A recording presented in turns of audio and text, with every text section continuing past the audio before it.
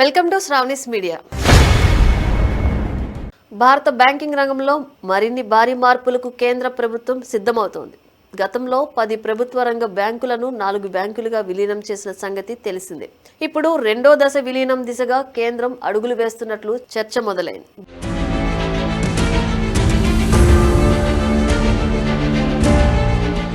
దేశంలో అతిపెద్ద బ్యాంకులు మాత్రమే ఉండాలనే లక్ష్యంతో ఈ ప్రతిపాదనలు సిద్ధమవుతున్నాయి. ఈ క్రమంలో 2 పెద్ద బ్యాంకులను విలీనం చేయడం ద్వారా state bank of India SBI తర్వాత దేశంలో రెండో అతిపెద్ద బ్యాంకుగా మార్చాలని కేంద్రం భావిస్తోందట. ఈ మేరకు సోషల్ మీడియాలో పలు పోస్టులు చక్కర్లు కొడుతున్నాయి.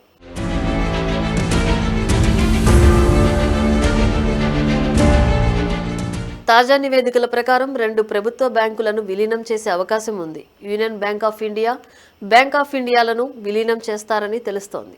ఈ 2 బ్యాంకులను విలీనం చేయడం ద్వారా దేశంలో ఎస్బీఐ తర్వాత అతిపెద్ద బ్యాంకుగా మార్చాలని భారత ప్రభుత్వం ప్లాన్ చేస్తోందని సోషల్ మీడియా ఎక్స్లో ఇండియన్ టెక్ అండ్ ఇన్ఫ్రా ఖాతాలో ఓ పోస్ట్ పేర్కొంది.